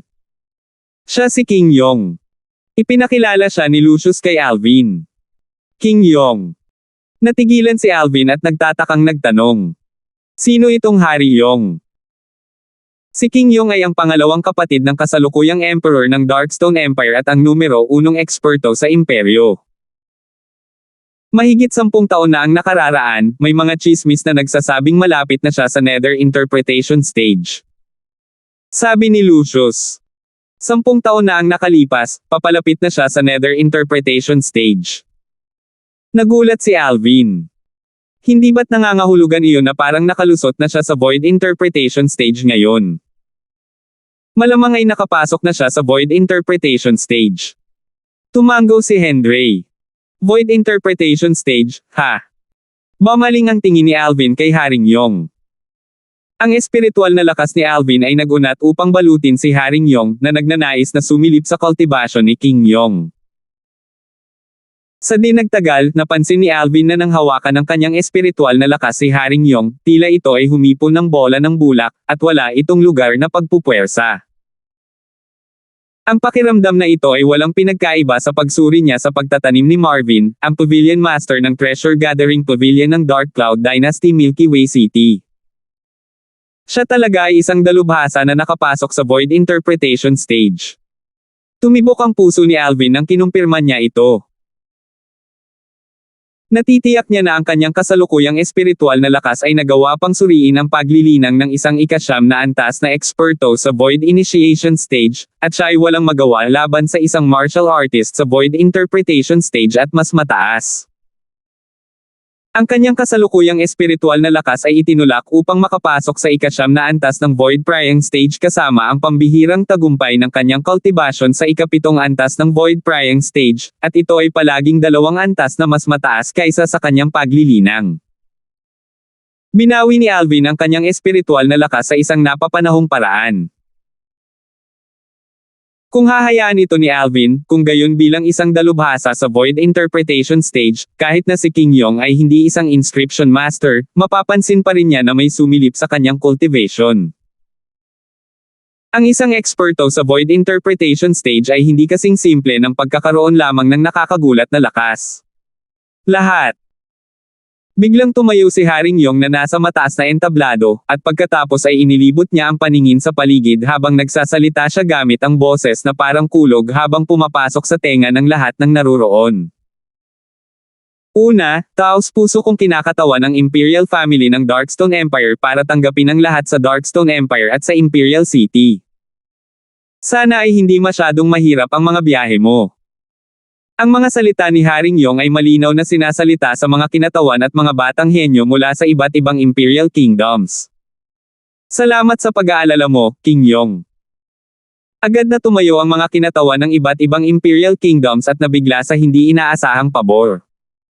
Tumango si Haring Yong, at saka siya nagpatuloy. Ngayon, ang mga batang henyo ng iba't ibang sekta ng aking Darkstone Empire at ang mga batang henyo ng iba't ibang Imperial Kingdoms ay nagtipon dito na may iisang layunin. Iyon ay upang magpasya sa 10 tao na may pinakamalakas na lakas upang magtungo sa Dark Cloud Dynasty at makipagkumpetensya para sa mga kwalifikasyon na lumahok sa martial competition ng 10 dynasties kasama ang mga batang henyo ng Dark Cloud Dynasty at iba't ibang empires. Malinaw na nagsalita si Haring Yong na may matunog na boses, at parang kulog na tumatagos sa tainga. Ang martial competition ng 10 dynasties. Kasabay ng pagtatapos ni Haring Yong sa kanyang talumpati, nagliwanag ang mga tingin ng pulutong ng mga kabataang henyo kabilang si Alvin. Nakatayo silang lahat ngayon para sa martial competition ng 10 dynasties. Ang mga patakaran para sa Young Genius competition ngayon ay napakasimple.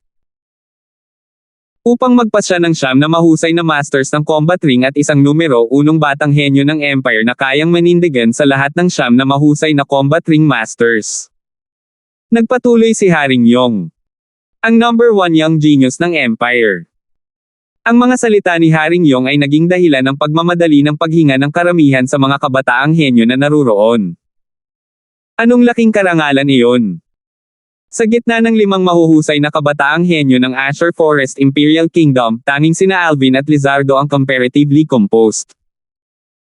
Alvin, magkakaroon ba ng tunay na gantimpala ang numero 1 batang henyo ng Empire? Tinanong ni Lizardo si Alvin sa pamamagitan ng voice transmission. Malamang.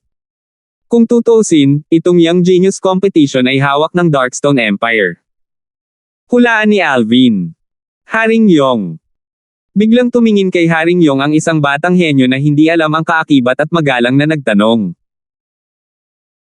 Maaari ko bang malaman kung ang taong nakakuha ng karangalan bilang numero 1 batang henyo sa imperyo ay makakakuha ng anumang tunay na gantimpala?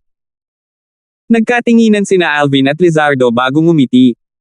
Mukhang hindi lang sila ang nag-aalala tungkol dito. Sa ilang sandali, ang mga batang henyo ng iba't ibang kapangyarihan at Imperial Kingdoms at lahat ng mga kinatawan ay tumingin kay Haring Yong. Kahit na ang mga manunood ay dumating upang manood ng mga laban, tumingin din sila kay Haring Yong. Obviously, lahat sila ay curious. Oo naman. Nang harapin ang sandamakmak na titig, nanatiling hindi nagbabago ang ekspresyon ni Haring Yong habang tumango siya.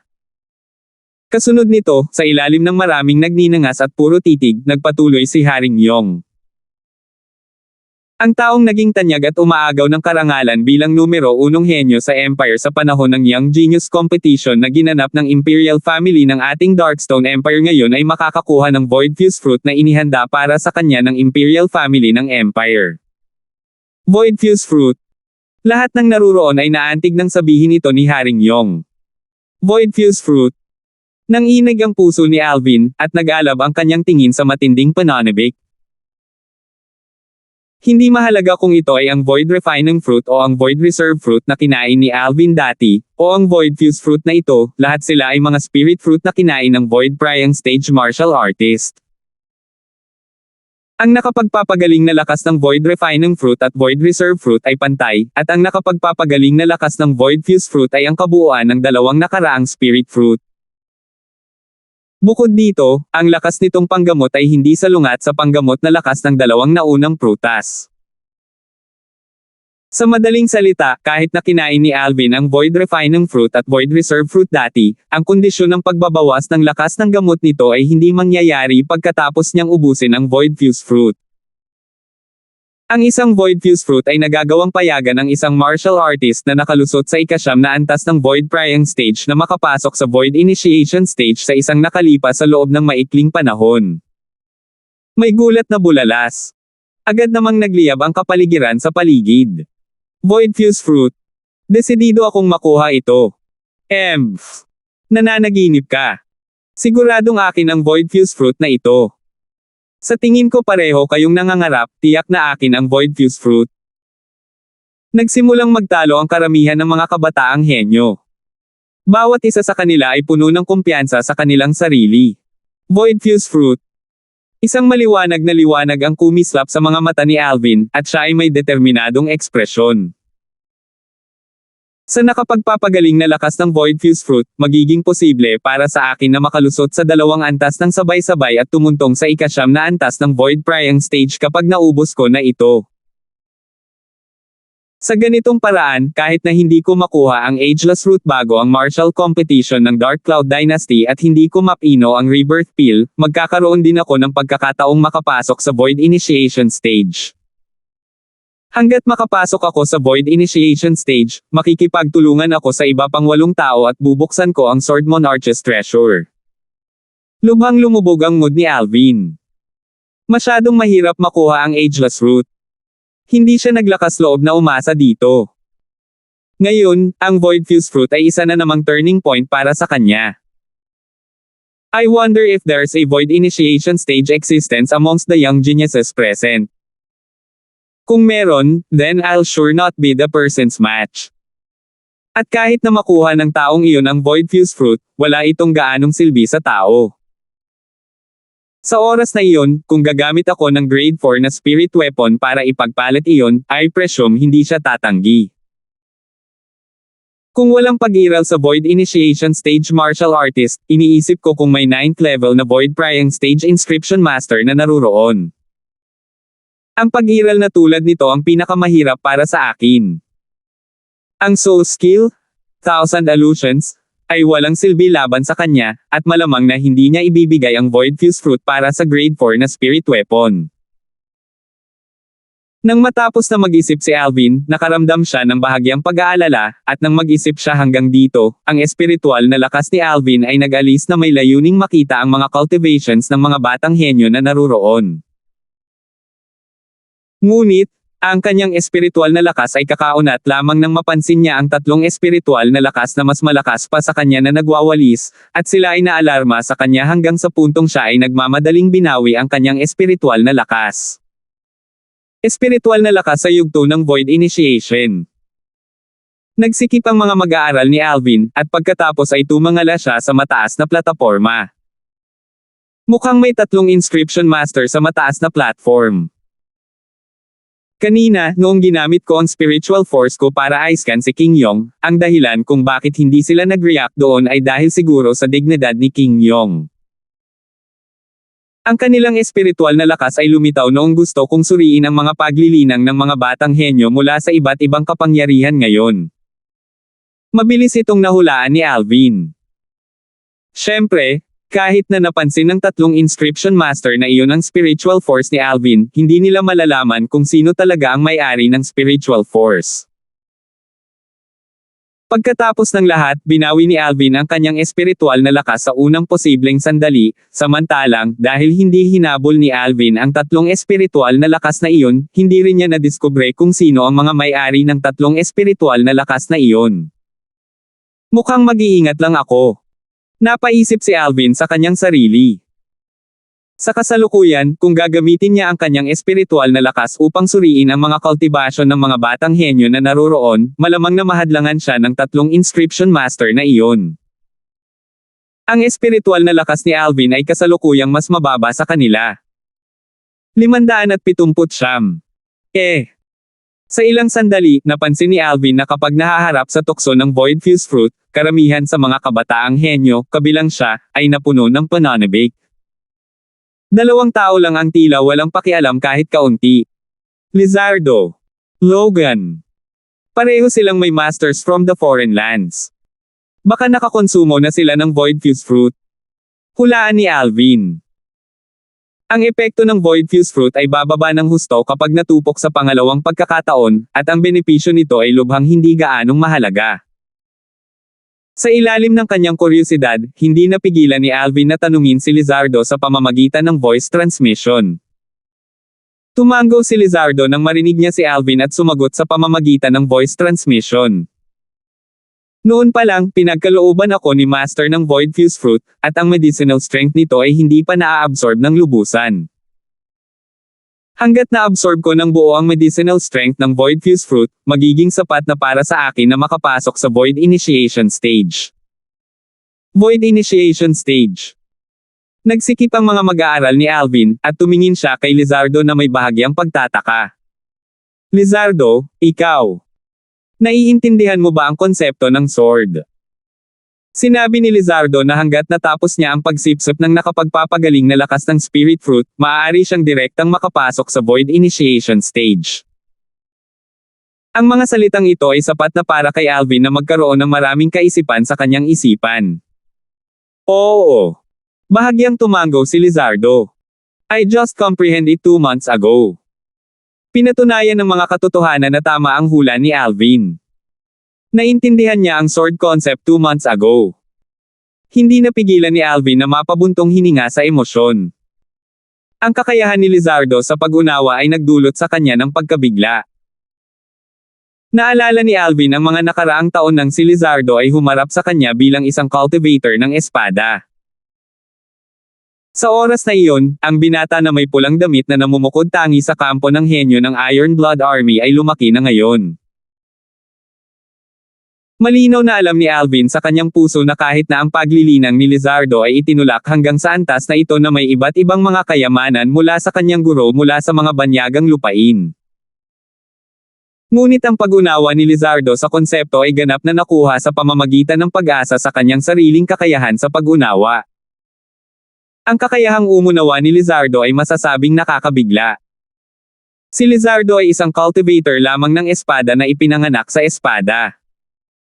Alvin, sisikapin ko ang lahat sa pagkakataong ito sa Young Genius Competition.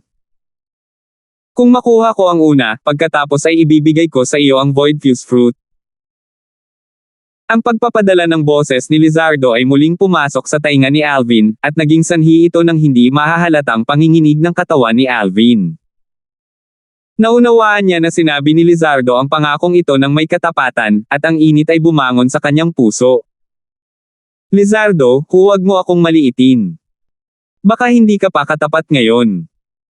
Nakangiti si Alvin habang nagpadala ng voice transmission, at ang tono niya ay puno ng kumpiyansa. Maghihintay ako at tingnan. Biglang lumiwanag ang tingin ni Lizardo at napuno siya ng pananabik. Sa sandaling ito, muling nagsalita si Haring Yong na nakatayo sa mataas na plataporma. Ngayon, bibigyan ko kayong lahat ng 15 minuto para maghanda. Magsisimula ang Young Genius Competition sa pagkakataong ito pagkatapos ng 15 minuto. 15 minuto. Nakahinga ng maluwag ang grupo ng mga batang henyo na orihinal na 10 sa pag-iisip nang marinig nila si Haring Yong. Ang ilan sa mga tao ay nagsimulang mag-inat ng kanilang mga katawan. Ang mga batang henyo ng iba't ibang kapangyarihan at Imperial Kingdoms ay handang tumalon sa bawat isa. Alvin, matatalo kita ngayon. Isang boses na puno ng kumpiyansa ang narinig sa tainga ni Alvin. Kahit na hindi lumingon si Alvin, nalaman pa rin niya na boses ito ni Logan. Sobrang inaasahan ko ito. Si Alvin ay nagsalita ng walang pakialam, at tila hindi niya sineseryoso ang mga salita ni Logan. Sok-sok. Mukhang gaya nga ng sinabi ni Revered Elder Wei, ang iyong Azure Forest Imperial Kingdom ay talagang walang natitira pang mga mahuhusay na tao. Isang labis na mapanuksong boses ang narinig sa mga tainga ni Alvin at ng iba pa. Si Alvin ang unang sumimangot at tumingin. Nakita niya ang isang binata sa paligid ng edad na 35 na naglalakad ng magkabalikat kasama ang isa pang 4 na binata sa edad na 30, at ipinakita nila ang mga ekspresyon ng panunuya habang nakatingin sila sa grupo ni Alvin. Ang taong nagsalita sa pangungutya ay mismong ang binata sa paligid ng edad na 35. Dalawang maliliit na bata na hindi ko kailanman inalis ang aktwal na nag-okupa ng 2 posisyon mula sa Azure Forest Imperial Kingdom. 5 mahuhusay na Young Masters ng Azure Forest Imperial Kingdom. Mukhang nagbibiro lang sila. Natawa naman ang isa pang binata. Bakas din sa mukha ng 3 pang binata ang mga ekspresyon ng panunuya. Nang maging malungkot ang mga ekspresyon ni Lucius, Henry, at Logan. Mga tanga. Walang pakialam na sumulyap si Alvin sa kanilang 5 habang dahan-dahan siyang naglalabas ng isang salita. Sa naunang sandali, natanggap ni Alvin ang voice transmission ni Marlon, at nalaman niya ang pagkakakilanlan ng 5 taong ito. Ang 5 batang henyo ng Belarus Imperial Kingdom, samantalang, ang matandang lalaki na nakatayo sa matalim na pagsalungat kay Marlon ay mismong ang revered elder ng Imperial Family ng Belarus Imperial Kingdom at isa sa 2 kinatawan ng Belarus Imperial Kingdom sa pagkakataong ito. Clover ang pangalan ng matandang iyon. Kaya, si Alvin ay hindi naging magalang sa 5 taong ito na dumating upang pukawin sila. Ikaw. Anong tawag mo sa amin? Ang 5 binata ng Belarus Imperial Kingdom ay naging malungkot. Haha. Nagsimulang tumawa ng malakas si Lucius, at nagsalita siya sa isang nakakarindi na boses na puno ng pagmamataas at walang pagpipigil. May sira ba sa tenga kayong mga tanga? Matagal ko nang narinig na ang Belarus Imperial Kingdom ay sagana sa mga tanga. Ngayong nakilala ko na kayong lahat, ito ay talagang nararapat sa reputasyon nito. Nagtawanan din si Henry, at ang kanyang mga salita ay napakapurol. Malinaw, si Henry at ang iba pa ay nakatanggap ng paalala ng voice transmission ni Marlon, at alam nila ang mga pagkakakilanlan ng mga taong ito. Basura. Sinulyapan ni Logan ang 5 kabataang lalaki mula sa Belarus Imperial Kingdom na may paghamak, at ang kanyang mga mata ay puno ng paghamak. Sa sandaling ito, nakatayo si Logan sa parehong nagkakaisang prente gaya ng grupo ni Alvin. Kinatawan nila ang Azure Forest Imperial Kingdom. Pareho silang pinagsaluhan ng yaman at kalungkutan kapag kaharap ang mga tagalabas. Tulala. Basura. Ang mga ekspresyon ng 5 kabataang lalaki mula sa Belarus Imperial Kingdom ay masigla, at ang kanilang mga katawan ay nanginginig pa sa galit. Ano ang ginawa nilang ikinahihiya ng iba? Lahat kayo. Lahat kayo nililigawan si kamatayan. Ang binata mula sa Belarus Imperial Kingdom na nasa edad 35 ay may malungkot na ekspresyon, at ang kanyang mga mata ay puno ng kalupitan. Tiyak na tatapakan ko kayong lahat sa ilalim ng aking mga paa kapag nagsimula na ang Young Genius Competition. Ipapaalam ko sa inyong lahat kung sino ang totoong basura. Lahat kayo nagpagalit sa akin, patay kayo. Dinilaan ng isa pang binata mula sa Belarus Imperial Kingdom ang kanyang tuyong labi habang naglalabas siya ng nakakabighaning pagpatay na layunin mula sa kanyang mga mata. Kayong dalawang maliliit na bata, hindi pa man lang kayo tumutubo ng ahas kayong sumali sa Young Genius Competition ng Darkstone Empire. Tuturuan ko kayong dalawa ng leksyon ngayon. Ang isa pang binata mula sa Belarus Imperial Kingdom ay tumingin kina Alvin at Lizardo na may titig na puno ng walang awa. Ang dalawang natitirang binata mula sa Belarus Imperial Kingdom ay parehong may layuning pumatay sa kanilang mga mata. Tingnan natin. Ngumisi si Lucius.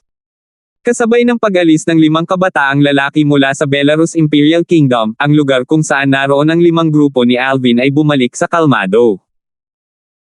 Ito ay isang maliit na insidente lamang, at hindi man lang ito nakakuha ng atensyon ng maraming tao. Tanging ang 4 na kinatawan ng Asher Forest Imperial Kingdom at Belarus Imperial Kingdom ang nagbigay pansin dito. Mabilis na lumipas ang 15 minuto. Ngayon, isang combat ring master ang dapat umakyat sa bawat isa sa 9 na combat ring, at ang iba ay maaaring umakyat sa combat ring para maglabas ng challenge.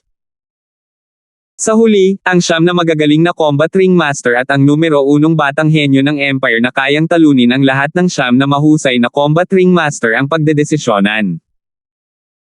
Tumayo muli si Haring Yong at umalangaw-ngaw ang kanyang napakalakas na boses. Magagamit mo lang ang mga espiritong sandata at walang ibang panlabas na mapagkukunan ng lakas sa panahon ng Young Genius Competition ngayon. Nagpatuloy si Haring Yong. Kasama sa iba pang panlabas na pinagmumula ng lakas ang mga inscription at anumang iba pang lakas na hindi sa kanila. Alvin, nasaan ang little gold? Tumingin si Lucius sa balikat ni Alvin at nagtanong. Noong nakaraan, nasanay na siya sa isang maliit na gintong daga na laging nakatayo sa balikat ni Alvin. Kanina, naramdaman niyang may kulang kay Alvin, at pagkatapos ng paalala ni Haring Yong, sa wakas ay naalala niya ang maliit na gintong daga. Hindi ko alam kung nasaan siya ngayon. Naligaw siya. Tumawa ng mapait si Alvin. Naligaw. Si Lucius at ang iba ay hindi maiwasang matigilan. Paano siya nawala? Tanong ni Henry. Bagamat hindi nagtanong si Lizardo, ngunit curious siyang tumingin kay Alvin. Ito ay ang Sandstorm. Napabuntong hininga si Alvin. Sandstorm. Si Lucius at ang iba ay unang natigilan, pagkatapos ay tila may naalala sila, at ang kanilang mga ekspresyon ay namutla. Duan. Alvin. Pumunta ka sa Southern Desert ng Dark Cloud Dynasty. Huminga ng malalim si Henry at nagtanong. Sa dinastiyang Dark Cloud, tanging ang katimugang disyerto ng dinastiyang Dark Cloud ang nagkaroon ng mga sandstorm. Ito ay isang bagay na malalaman ng sinumang nakakaalam ng pangkalahatang kaalaman. Si Lucius at Lizardo ay walang pagbubukod. Nakaranas ka ng sandstorm, ngunit hindi ka namatay. Alvin, napakaswerte mo. Tumingin si Logan kay Alvin na may intensyong labanan sa kanyang mga mata. Mukhang kahit ang langit ay gusto mong magdusa ng pagkatalo sa aking mga kamay. Logan, mukhang sobrang tiwala mo sa sarili mo ngayon. Si Alvin ay tumingin ng malalim kay Logan. Itinaas ni Logan ang kanyang kamay at may ekspresyon na puno ng pagmamataas. Alvin, bakit ka pumunta sa katimugang disyerto ng Dark Cloud Dynasty? Tanong ni Lizardo sa pamamagitan ng voice transmission. Puno ng pagkalito ang tono niya. Talagang nilayon kong maglibot sa Dark Cloud Dynasty, ngunit sa hindi inaasahang pagkakataon ay nakapasok ako sa katimugang disyerto. Sumagot si Alvin sa pamamagitan ng voice transmission. Hindi siya nagsalita ng totoo. Pagkatapos ng lahat, ang rebirth pill ang kanyang sikreto. Marahil, hindi pagnanasaan ni Lizardo ang kanyang rebirth pill. Ngunit ang tukso ng rebirth pill ay masyadong malaki. Kahit na ang guro ni Lizardo ang nagmula sa mga dayuhang lupain, malamang na hindi niya matatanggihan ang tukso ng rebirth pill. Kaya, talagang hindi ihahayag ni Alvin ang rebirth pill. Para sa kapakanan ng pagprotekta sa kanyang sarili, at para sa pagprotekta sa mga tao sa kanyang tabi. Tumango si Lizardo na may biglang pag-unawa, at hindi siya nag-alinlangan kay Alvin. Samantala, mayroon ng 9 na kabataang henyo na nanguna sa pag-akyat sa 9 na combat ring at naging unang combat ring master ng iba't ibang combat ring. Bukod sa 9 na kabataang henyo na sumunod sa kanila, ang natitirang mga batang henyo ay nakatayo sa labas ng mga combat ring at nanood.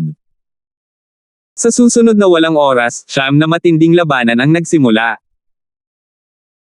Maraming figure ang lumipad na parang hangin sa 9 na singsing ng labanan, espada at sable na pabalik-balik, at lumaban sila na parang nagngangalit na apoy.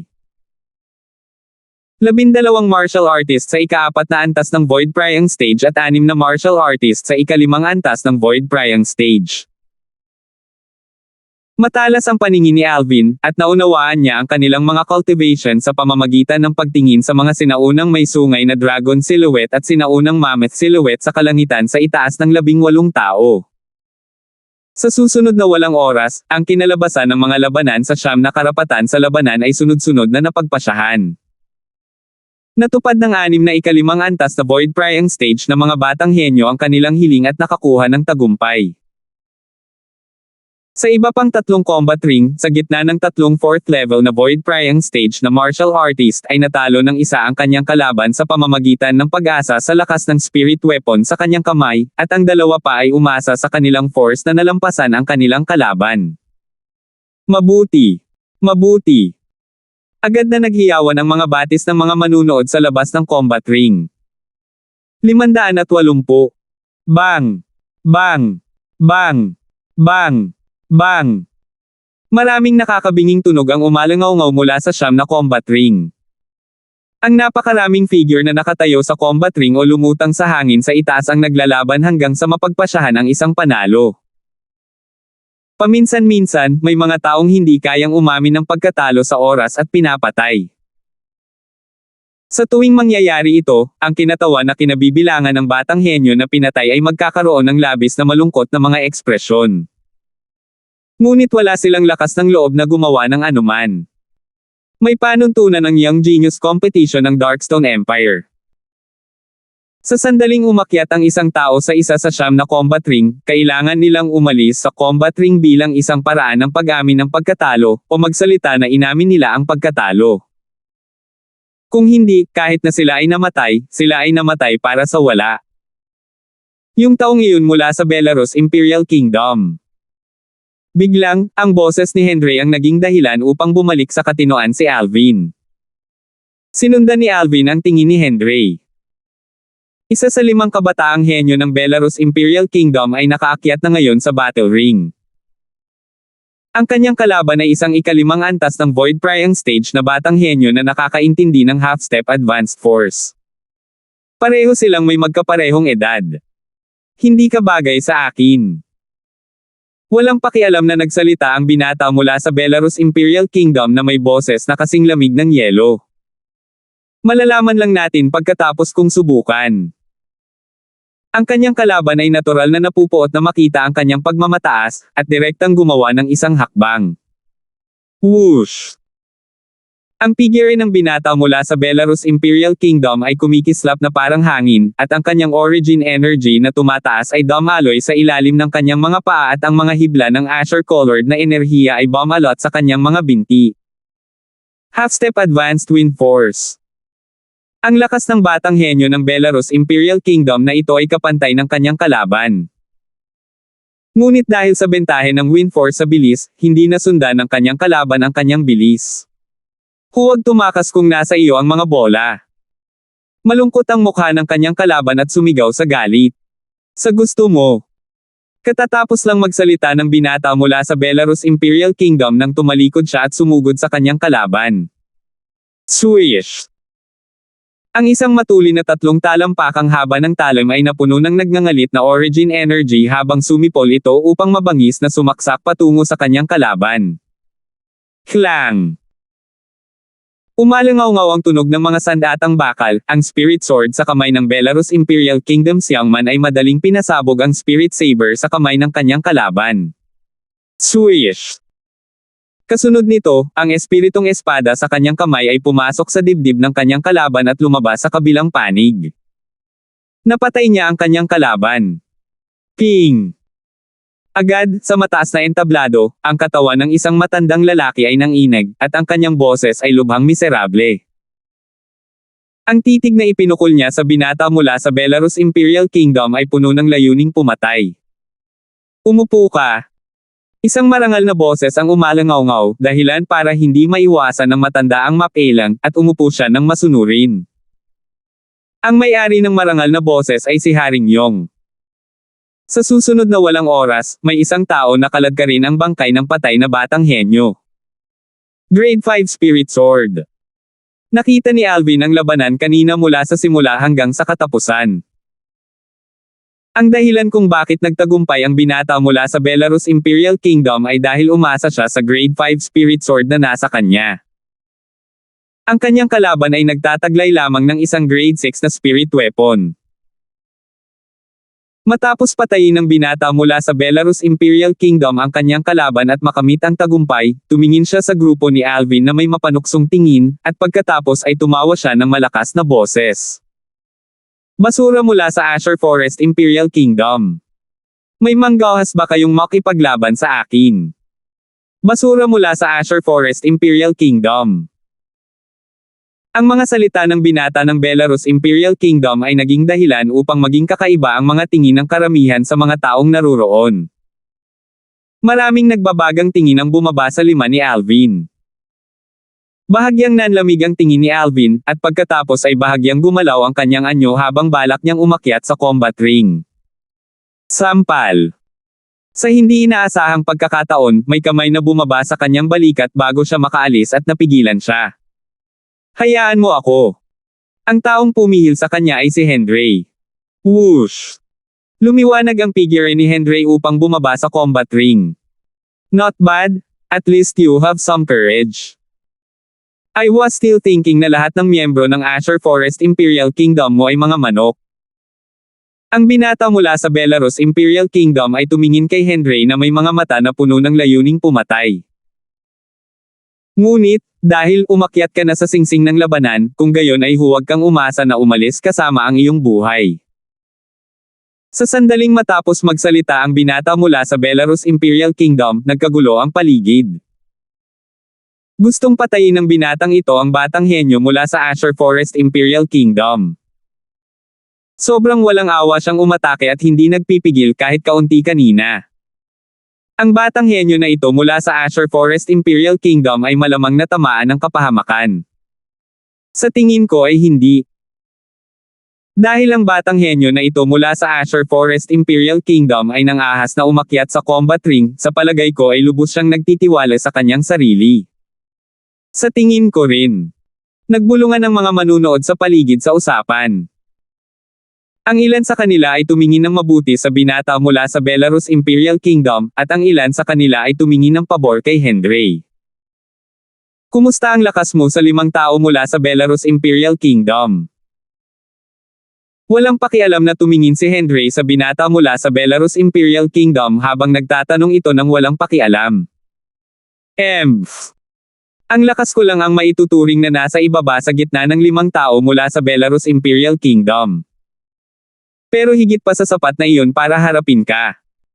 Ang batang henyo ng Belarus Imperial Kingdom ay malamig na umungol at nagsalita ng may paghamak. Talaga. Ngumiti si Henry ng napakatalino. Alalahanin mo sa landas ng impyerno, na ang pumatay sa iyo ay isa sa 5 dakilang Young Masters ng Azure Forest Imperial Kingdom na minamaliit mo, Sword Young Master. Ang mga salita ni Henry ay halos binibigkas ng bawat salita. Whoosh! Pagkatapos niyang magsalita, gumalaw si Henry, at agad niyang nilapitan ang binata mula sa Belarus Imperial Kingdom. Sa kalangitan sa itaas niya, lumitaw ang 7,000 sinaunang mammoth silhouette. Ika-5 antas ng Void Priang Stage. Maraming mga taong naruroon ang hindi maiwasang matigilan dahil hindi nila inaasahan na si Henry ay isa lamang 5th level Void Priang stage martial artist. Nasa 5th level na rin siya ng Void Priang stage.